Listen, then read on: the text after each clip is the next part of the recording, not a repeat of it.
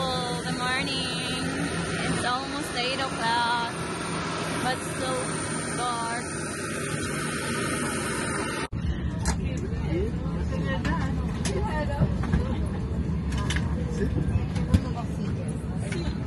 So crazy.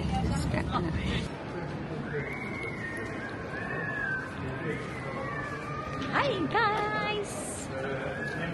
Ano naman tayo? Travel vlog. So, we are here at Zurich Airport. Kanina pa kami dumating. Actually, 1 hour ago. Sorry ko, malamig. And, hindi pa ako pumupuntang center kasi 4 pa yung check-in. So, ikutan natin ng airport. Naghanap ako ng kung saan ako pwedeng umupo at mag-work. So, I'll show you around. Zurich Airport. Sa baba, medyo hindi siya kagandahan. Pero dito, okay lang. Ganda. Oo. So, pakita ko sa inyo ang Zurich later. Mag-train ako. Siguro. Nag-check ako magkano yung train. Parang nasa 7 francs. Yung from the airport hanggang center. Tapos mag-hostel lang ako kasi 1 night lang ako dito. And yung pinakamura, hindi na siya almost pinakamura dun sa center yung nakuha ko. Parang pangit pa ata, pero carry lang para matutulog lang naman ako dun. And tomorrow, in the morning, magta-travel na ako papuntang St. Gallen.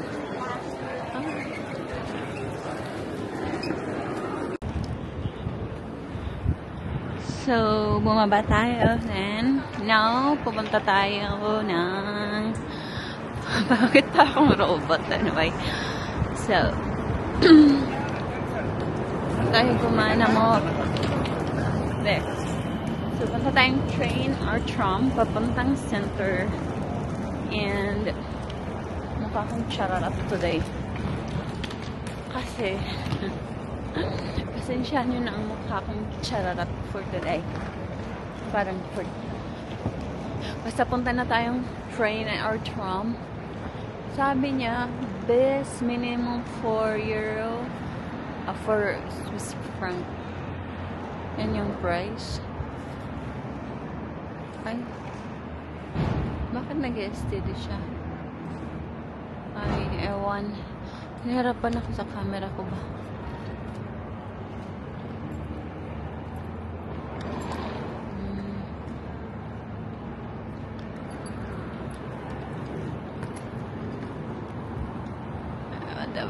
So, I don't know kung anong meaning yan. Kasi sabi niya, 5 minutes. Bala, parking ata yan. Parang 4 euros for ilang minuto.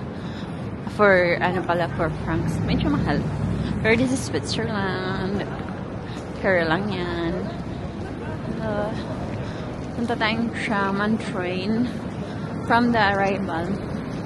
Meron naman silang mga signs to follow.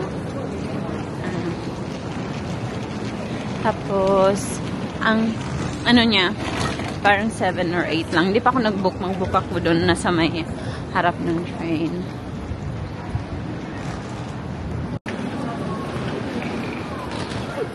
So, exit and train station bus from pasok tayo dito. Actually, mayroon siyang daanan. May nakita ko doon na parang walkway. Pwedeng dumaan, hindi na kailangan lumabas ng airport. Pero lumabas ako. My first time ko dito sa Zurich. So let's explore. Tapos ang laki ng... ito na yung hinahanap ko. Kasi naghanap ako ng somewhere na maupuan or makakainan. Tapos yan, may food court. Masarap ko. Look. There. Diba? So, maghanap tayo. Alam ko mahal ang McDonald's dito. Hindi siya worth it. Kasi nung nagano ako Geneva, mas better bumili ka na lang ng tamang pagkain kaysa magano. Tapos shopping center na rin to. Tapos sa baba ata ang train. Alright.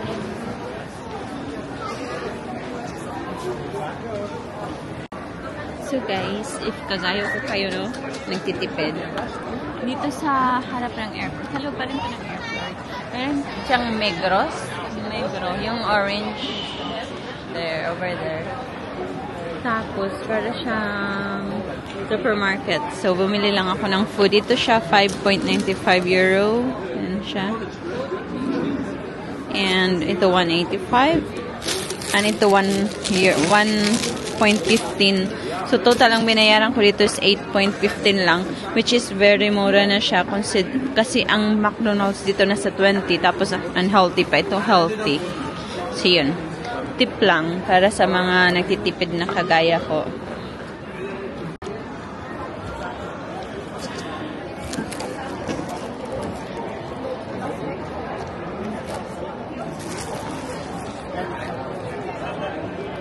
Tapos dito, food court to. Masarap, promise.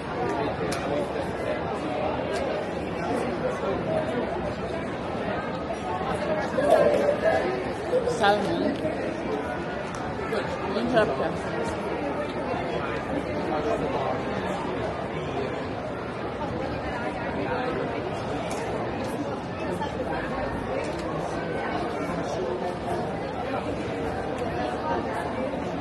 Sulit ang ano. Ang 5.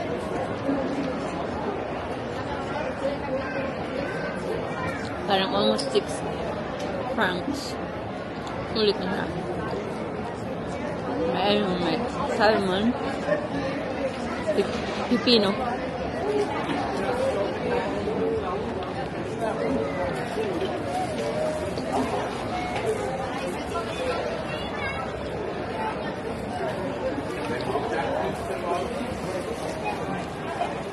Kaya ako bumili dito ng ng water kasi mahal.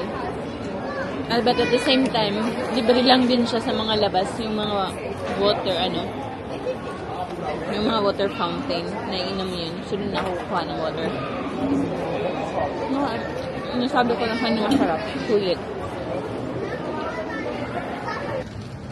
Punta na tayong center, tapos doon na ako maghintay ng check-in para makita ko yung lake. Yun lang naman maganda dito. So, anyway, pakita ko sa inyo. Tapos, para maalala ko rin. Punta tayong Zurich Central. So, dalawa to towards Basel. Ito mas madali. Anong oras na ba? Anong oras? Ay, hindi ko naabutan ng 12:56. Kasi,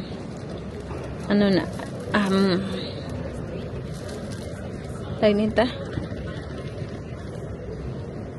It's 12:54, so no, I will take to be safe. I will take towards Geneva Airport. Via Zurich. 21 minutes. Ito yung kunin natin, yung matagal. Ito siya. Kasi, mas full fare tayo pag bata, half fare. Ito yun. Ito yung children. Tapos yung may mga half fare travel card. Pero full fare tayo kasi matanda na tayo. So yun. So I'll take this one para ma-enjoy ko yung Alright. Pay 7 euros to 7.78 in euro. Karating na tayo. Tapos mali yung... Hindi naman mali. Hindi ko nahanap yung dapat sasakyan ko na mas matagal. Yung nasakyan ko yung express. Which is okay lang. Kasi yung ticket is parang good for 1 hour. Kahit anong sasakyan mo from the airport papunta dito. The Central Station. So, yung biyahe ko was from 12:15. Oh no, 1:15. Tapos dumating ako dito, 1:24. So, 9 minutes. But anyway. So, I'll show you later pag maganda na yung nakikita ko.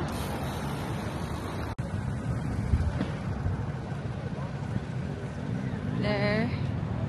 You see? Welcome to Zurich.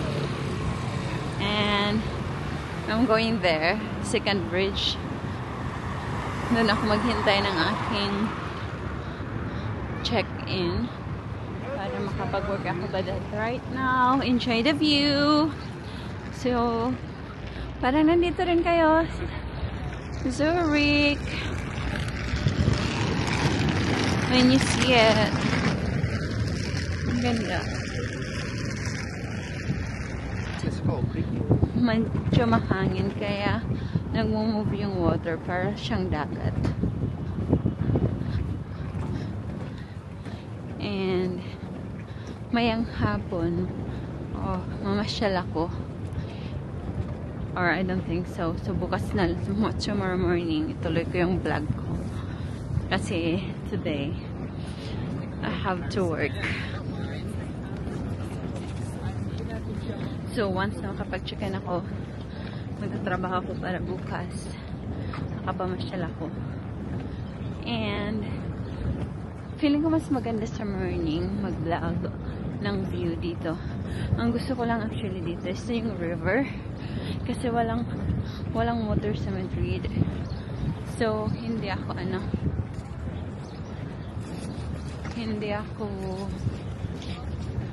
sanay sa may tubig. So, marami lang dito. Tambay-tambay. Yan yung parang may love bridge sila doon. Kita niyo yan. Yung may mga maglagay ka ng ano nga ba yun? Yung lock. Yan. Mas makita ko sa inyo. Yan. Diyan. Ganda. Zurich. Kakahanap ng grocery store para makakain. Ito lang yung bukas. Kasi 8 o'clock na. So, pag pumunta kayo dito, you know, it's called Aldi Suisse. Wow. Nabili ako ng makakain. Medyo mahal siya. Ito, look, 159. Hopefully, mas masarap kaysa yung kaninang kinain ko dun. Pangit. Look at that. May chocolate na ilalim. Laman. Night. This is the Opera House. So, meron pong mga trams, madami. Actually, mas active siya kaysa sa Geneva kung i-compare ko. Kasi yan, may mga upuan dito. Siguro may show kanina. Hindi ko nakita. Yan. Ay, upuan ba to? I'm not sure ha. Baka ano to. Upuan siya nga. Pero hindi siya mamumove. Kasi partner. Or namumove. Ano mo? Yeah, sorry. As meron sila doon parang London Eye na maliit. Hindi ko to na-explore kaninang umaga kasi napagod ako. Globus. Alam mo, pumunta kayo sa Switzerland. So far, yung Globus, napuntahan namin yan sa Geneva. Daming option ng pagkain. So, ngayon hindi na ako nag-Globus kasi bukas na lang siguro pag may time. Tapos, bumili lang ako ng food ko sa Lidl. Yung open na supermarket. Ano to? Tipid mode na biyahe siya. So, walang restaurant lang muna. And walking sa gabi. Tapos, pabalik na ako ng bukas ng umaga sa sunrise. Gusto ko itong i-explore. So, prepare ko lahat ng mga gamit ko. Kasi, kailangan kong mag-check out ng 10 morning. And, magbiyahe ako ng San Gallen. Tapos may work pa. Kapoy maging traveler, vlogger. Tapos may work. Wala naman talaga ako. Hindi ako nagko-complain. Life is good. So, tawid tayo. Enjoy niyo ang Zurich at night. This is mostly for my memory. And Let's look at that car. Ang ganda. And Maserati. Look at that Maserati. Look. Ay, sorry. Wow. Para sa ano. Muntikan pa ako mamatay. Lagpong. There you are. Ganda ng Surat mga ito. Kanina actually, maganda rin siya talaga. Hindi lang ako makapag-explore kasi nasira yung wheels ng luggage ko. Tapos yung hostel kung saan ako nagstay. Kung saan ako nagstay, walang luggage storage. Doon lang daw sa station. Tinamad na ako bumalik ng station para maglagay doon ng ano, ng bag. So, amo pa ako sunbathing tapos walang water due to dehydration. Nangahina ako sa ano. So, it's not a good idea. Dapat tuminom ng madaming tubig before mag-sunbathing or pag nagsa-sunbathing. And, ano ba? Yun lang. Nakikita ko lang sa inyo ang haggardness ng mukha ko. So, never mind the face. Ito lang sa inyo ang Surat at night. Ito lang ang naikot ko. Alam ko, ay, nag-ano na pala, nag-yellow. Ako tumawid. Anyway. So, there. Ganda, diba?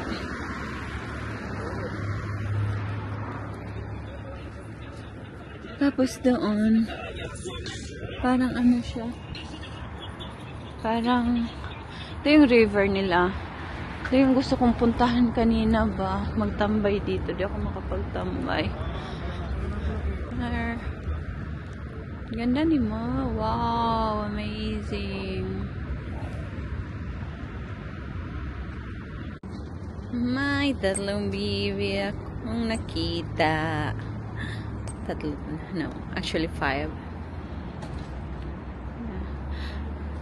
Hello! How are you? So beautiful you are. So dito tayo maglakad. Night. Sa ilalim ng bridge.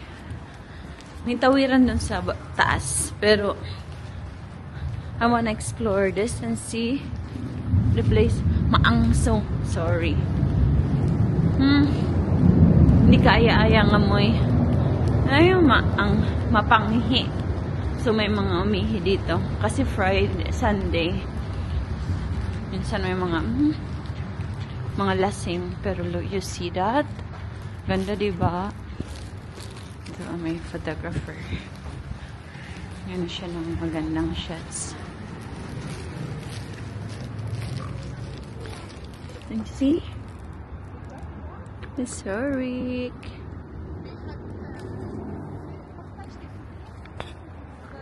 Maganda siya, di ba? Mukha ko lang ang hindi maganda, pero magandang Surat. Sa lalim ako ng bridge. Ayan. Uwi na tayo kasi 9 na. And work pa. Ay! Ano bang pwedeng madaling walang work. Pero may pera. Yung ganun ba yun? Walang ganun. Hi, anyway. I'll show you yung paglakad po. Dito lang ang hostel. Yung hostel ko is parang I paid 55 francs. And that's 57 years. And ano siya? Mixed. Hindi ako nagbayad ng mahal kasi pag hotel sana, pag magdalawa kayo, okay lang, diba? Parang sulit yung bayad sa hotel. Pero pag mag-isa lang ako, sayang. Hindi siya sulit. So, yung hostel na mura, tapos kung one night ka lang naman, okay na yun. Sobrang linis ng hostel na kung saan akong stay. Kaso, wala silang lift. Kaya kung may luggage ka, pahirapan. Tapos 4th floor, ay, magiging ano ka, as Superman. Kasi ikaw lang talaga ang dadala ng luggage mo. Ganun. So, ang pangalan pala nun is Friendly Hostel. Pag-check nyo sa booking.com po lang. Medyo mahal siya compared sa others. Kasi sa The Hague, ang ganda nung ano ko doon. Nung nagpunta kong The Hague, ganda ng hostel. I like that. Tapos yun, ano lang yan, 35 per night. At 29 lang actually. Kasama na yung taxes. Nasa 35 or 34 ba yun? So dito, 55 francs. Lahat na. Kasama na rin yung taxes. So, that's it. And Zurich. And wow, the river. Oh, Lent. Yung building na yan. Yung chocolate. Kasi na. Panda. Para siyang ano, town lang, hindi yung parang city na vibe. Town vibe siya. Pero social na town. Alam mo yun, yung parang mamahalin lahat. Yung feeling ko dito, pulubi ako. Or broke. Ganun. That's it. Good night. Thank you for watching. And please subscribe to my channel. Bye. So guys, just to add, ito yung hostel. Yung papasok niya. May mga shop. Ito shop siya ng mga sexy. Obeyed Paris. Kasi ito. Looks Mihan. Yan siya. Friendly hostel. Yung parang friends. As dito ka papasok, gamitan mo ng code. Which ibibigay sa'yo ng receptionist. So yan na yung hostel. Pakita ko sa inyo bago paano pumasok later.